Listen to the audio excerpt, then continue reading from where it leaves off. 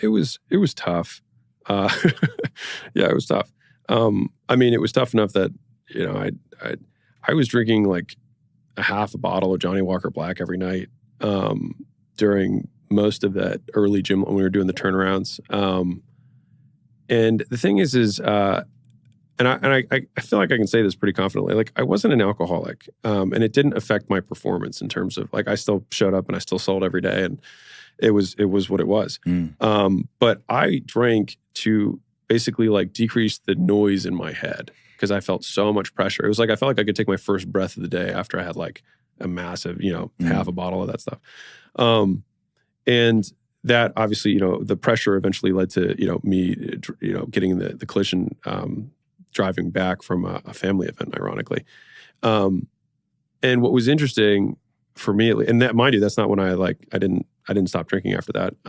Because again, like, I still felt honestly that it wasn't really an issue.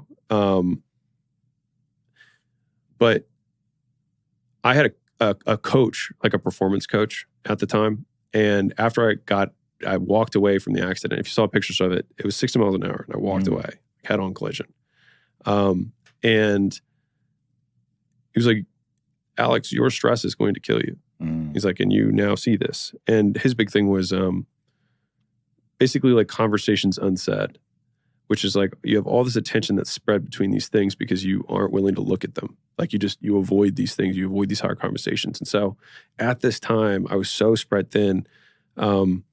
I actually asked Layla to just go away basically for a month. And so we still talked, but we were like on a break. And she basically came in one day and was like, "Do you still want to be with me?" And I was like, "No, you can do whatever you want." And so she went and launched a gym in Hawaii. We actually need it, and she crushed it. She still has the all-time record from that launch.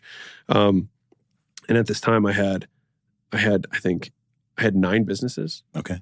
Because I was the classic like shiny object entrepreneur. And so I had partners, I had all this stuff, and I had a dental agency, a chiropractor agency. I had 5 locations. I had the 6th, which I was now spending my days in, and then I had the launch business. So I had like no mental bandwidth whatsoever. And mind you, like, I'm still not really making any money. I'm like making revenue and just spending it. Like, I'm not making anything. And so the thing that really helped me get through that was, after I did get in that DUI, in that collision,